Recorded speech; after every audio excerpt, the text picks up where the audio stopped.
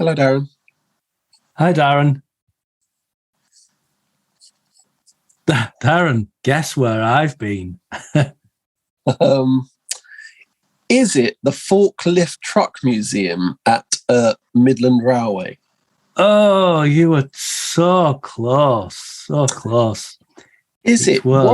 Go on. Was it the Bakelite Museum, which I can't quite remember exactly where it is, but I think it's somewhere in Devon. I didn't know there was one, but I now want to visit that. Yeah, that's really fun.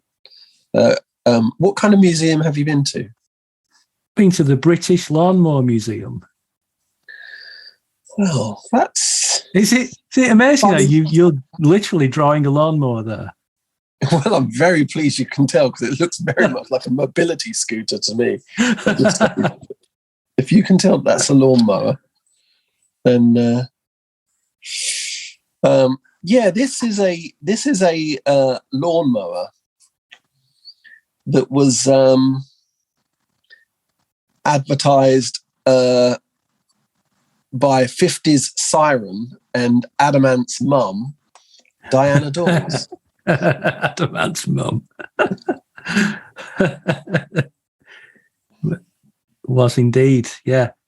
That's quite a fancy lawnmower, that as well. This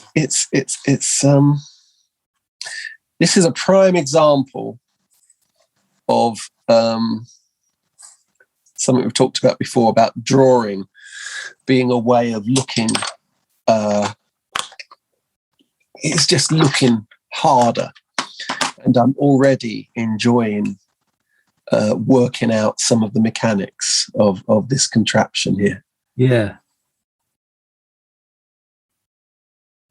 So the Lawnmower Museum is it's in Southport, which is on the northwest coast of England, just up from Liverpool, where Robin Asquith was born. Robin Asquith was born in Southport. He was, yeah. Who he probably acted with Diana Dors as well. Is Robin Asquith? Is he someone you've ever had an interaction with online? He's a very jolly tweeter, isn't he? Bizarrely, he follows me on Twitter. It doesn't surprise me. And very occasionally, he'll like something. If I've done a drawing of someone he's acted with or something like that, you might see him give it a click. I can imagine that happens not infrequently, that you're painting someone from his... Well, that's right. I've even drawn his bare bottom. Robin's bare bottom. So, yeah. Anyway, going off topic slightly. Diana Dors. Oh, the Lawnmower Museum. So, it's in Southport. And we went a couple of weeks ago, me and Becky. I decided to go after you'd been to the Steam Fair. Ah, yes. And it was a little inspiration for me. And it's in a shop. It's in I think it's in a locksmith's building, locksmith shop. So you go in, and we were sort of like hanging around the counter, and this lady came to us. She was wearing a uniform, like a burgundy blazer. And we bought our 2 tickets, £3 each, that's all. And she said, "Oh, there's would you like the audio tour?" So we had the audio tour, and that is basically, she presses play on a machine, and it plays a narration as you walk through it, the exhibition. So what sort of size are we looking at for the? It's kind of like 2 floors. That's bigger than you'd expect, isn't it? Already. It's both bigger and smaller in a weird way. It's they pack a lot in a small space. And the premises are basically just like an old terrace. They're a corner. So it's kind of like upstairs. You feel like you're in what used to be someone's house. But as you're walking through, you've got the narration of the history of lawnmowers, basically, how they were invented, who invented them. I couldn't tell you. I can't remember. And they're just, I don't know how many lawnmowers there are, but there are dozens and dozens and dozens of them. I can sort of imagine there was something that might not have even been called a lawnmower before a lawnmower, right? I mean, I should imagine in the agricultural revolution, they were already trying to think there's got to be a quicker way of doing this than, I mean, presumably at first what they're doing is just walking up and down the field with a pair of scissors or something. Yep, I would imagine so. Yeah. And they were originally kind of advertised as a diverting form of exercise for the gentleman. But the best bit about the Lawnmower Museum, apart from this, the obvious, genuine like love and attention that's been put into it, is the celebrity lawnmowers. So, well, yes, because when you told me about it before this, you almost gave the impression that it was only that, and so I wasn't entirely sure whether the Lawnmower Museum was something that was sort of aware of its own absurdity, if you see what I mean. Right. Well, it's interesting because it isn't just celebrity lawnmowers, but they're the bits that made me chuckle. I think it is aware of its own absurdity. Because really? They've got a little cabinet with other things. They've got Lee Max Dibber. I don't know what that is. What's a dibber? Dibber is kind of a gardening tool. Oh. That you may just put holes in soil with, to like a long thin trowel. I've got one. Thought you would have, yeah. So I think they know that people enjoy the celebrity exhibits and find them quite funny. Do you know what a dobber is? Is it a dibber that's upside down? No, a dobber is a pen with a big round thing. I would have thought this is very Bolton. Oh, bingo! Bingo pen, dobber. Yeah. Oh, I knew that. I thought we were still on like gardening. No. We switched to bingo. Eyes down. Get your dibbers, your dabbers, and your dobbers ready. So the array of celebrity lawnmowers was right up my street. This is partly because of where Southport is. It's near to Blackpool. And a lot of like end of pier entertainers would live in the posher suburbs of somewhere like Southport and heading a bit further south than that. Yeah. So we had one that we're going to hopefully draw later, Richard and Judy's lawnmower. Yeah. There was one, I don't think I shared it with you, Lily Savage's lawnmower. Right. Which is Lily Savage. Lily Savage is an interesting one, isn't it? Because Lily Savage actually isn't of that generation of entertainer, but in actual fact completely fits in. Yeah, absolutely. Like Paul O'Grady, I'm sure, is a massive fan of everyone we've so far mentioned. Very much so. And the thing with Paul O'Grady's lawnmower is it's definitely Lily Savage's lawnmower and not Paul O'Grady's, because it's covered in leopard print fur. Obviously, it's totally unusable. But I think Paul O'Grady sounds like he's created it for the museum, right? Yeah, I think he must have got it straight away and understands that this is actually it can be a bit of fun There was a Joe Pasquale's Strimmer, which I like the idea that it's branching out from lawnmowers as well. I'm trying to think where we could go from next with that. You know, John Inman's Scythe.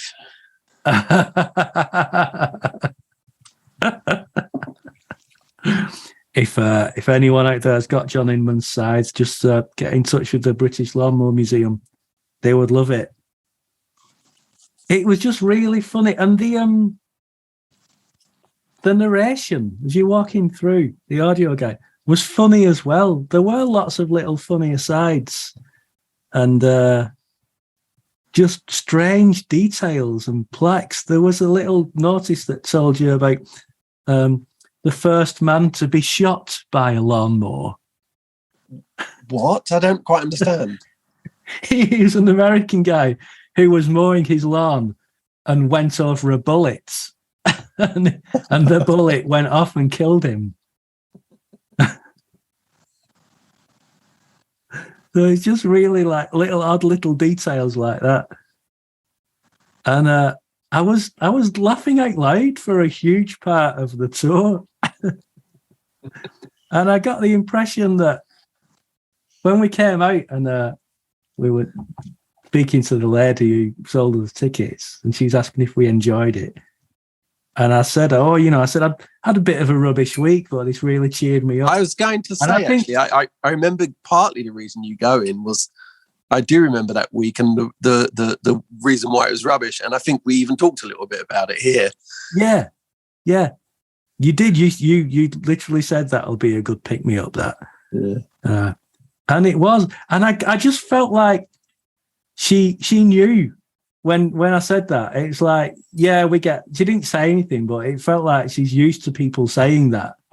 Yeah. That they come in not knowing what to expect. And they leave with a big grin on the face.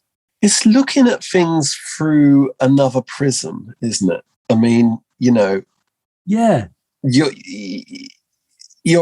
interested in that kind of celebrity. I'm not uninterested. I also have a feeling of nostalgia for those years and how it reminds you of Saturday night TV and things like that. But the ways you engage with it, I mean, you can watch things on Talk TV, of course, but then all of a sudden, let's think about them a different way. Let's think about them via their lawnmowers. Yeah.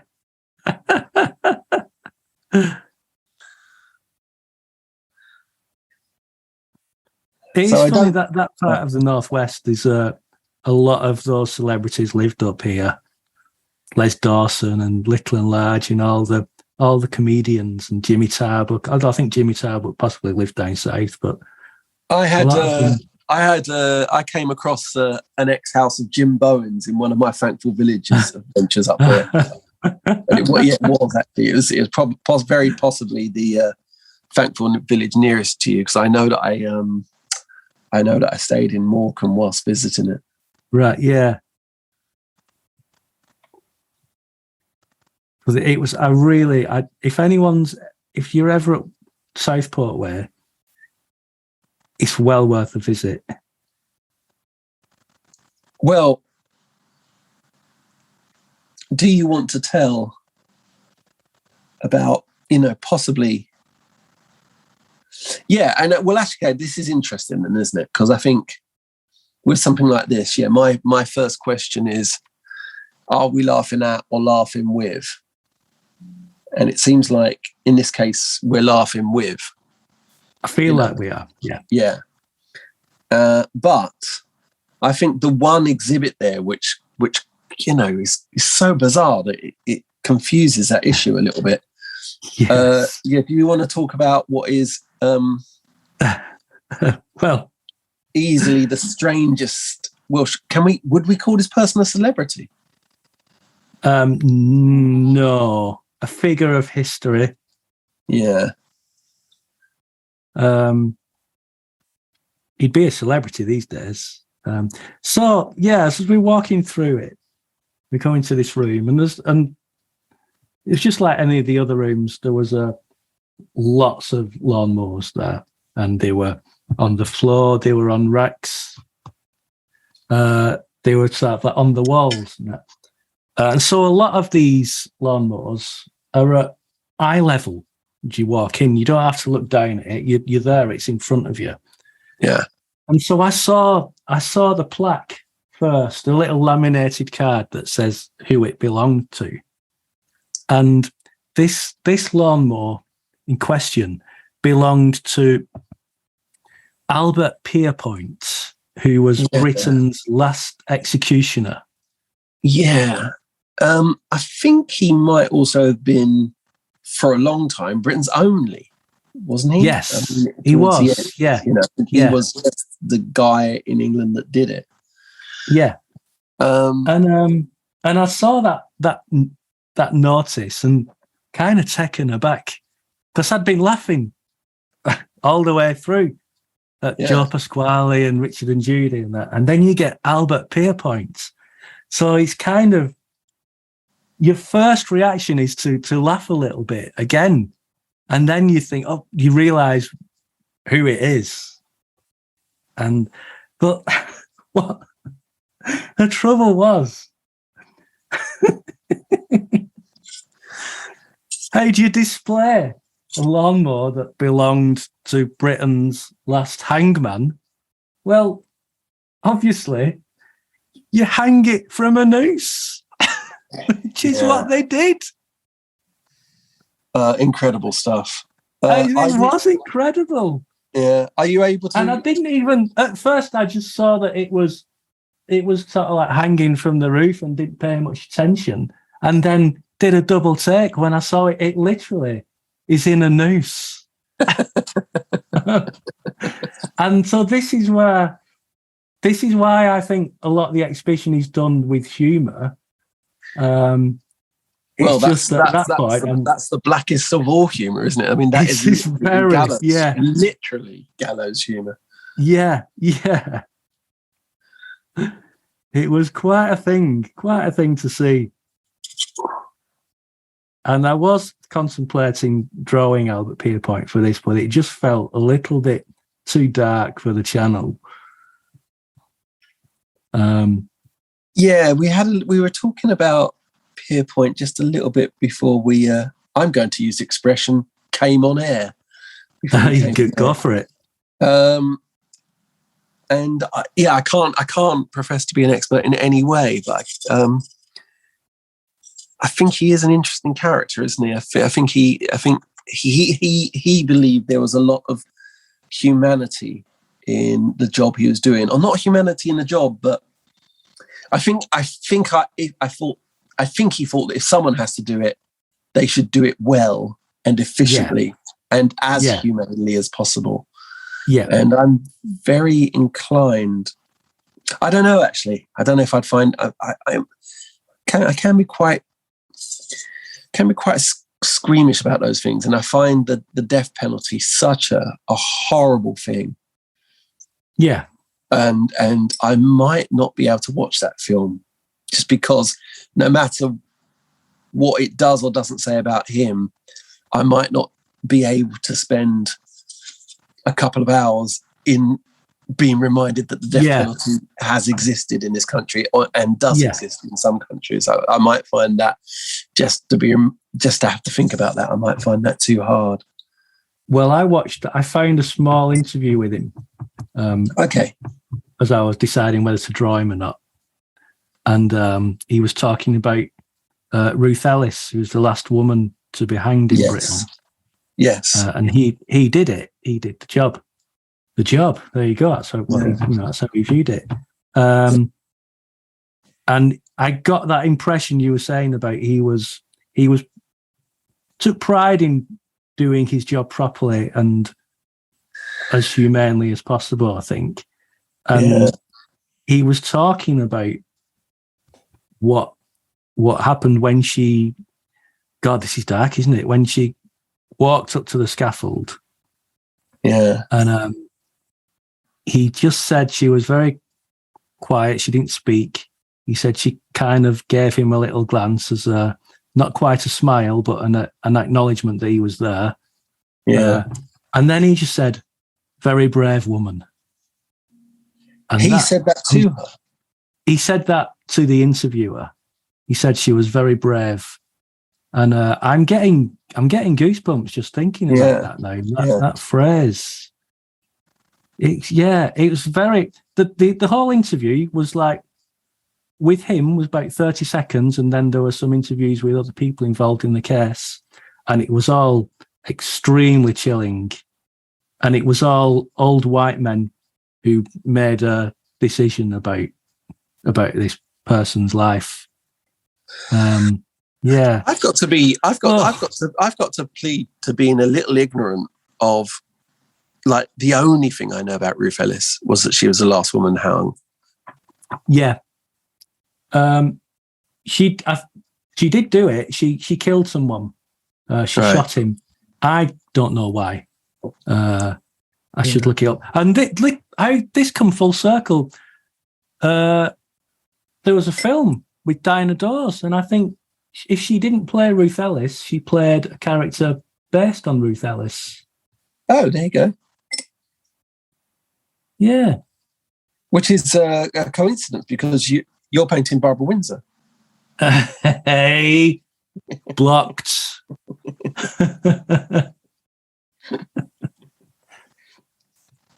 You're lucky I'm not in that room with you. We've both had it this week. I've seen us both lose our shit with someone with what we now consider to be the worst joke on the on the internet. For those that don't know, what I think Darren agrees is the worst joke on the internet is to deliberately mistake something, be it a word or a picture or anything. So, oh, I've lost my pen. I thought you said penis for a minute. That's basically the joke. That's basically the joke that gets you an instant block from me or Darren. Well, I've just realised that the person who did it to you on Twitter, wasn't it? One of my best friends.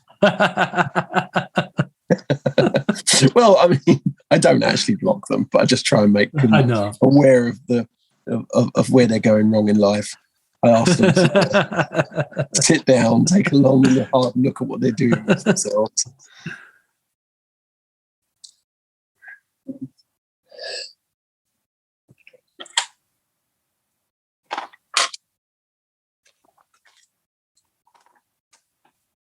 That whole day out in Southport was fun. Actually, we went to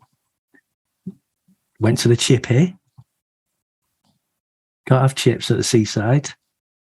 We stroked some dogs, little yappy Shih Tzus, and we enjoyed the all the swan-shaped pedalers that were all moored in the boating lake for winter. I think the day out might be a thing you do a little less when you're a Londoner. I think your days out become about going into London with this massive, the floor of choice. Yeah. Whereas the thing about the day out when you're on a regional holiday is, what's quite fun about it is, mining everything that can be done in one town. Yes, it's true. Yeah.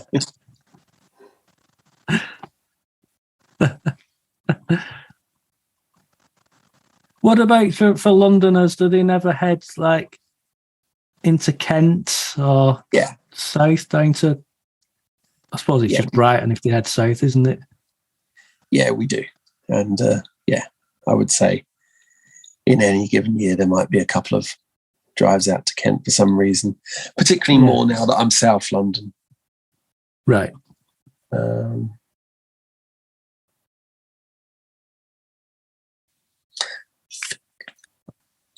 quite pleased with this. I thought that was going to be quite a time challenge, given that you had to paint a face and I had to paint all of these mechanics.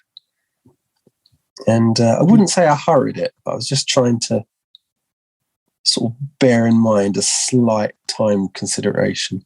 Yeah. I've never seen a lawnmower quite like this one. It's bizarre, isn't it? Well, it seems like it would be a sort of sit-down lawn. Oh, what did I do? Oh, look, I just dipped my pen into my water. Yeah, that's going to take a while to dry out.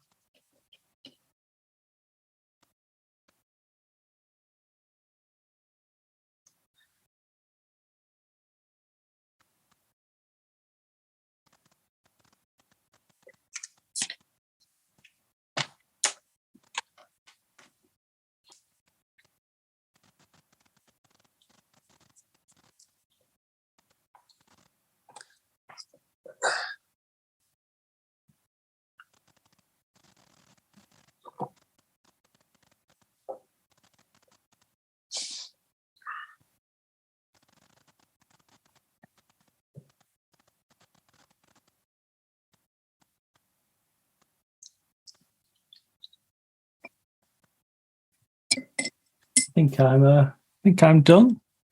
I think I'm done too. I think this bit up here needs a fair bit. Needs a fair bit of drying.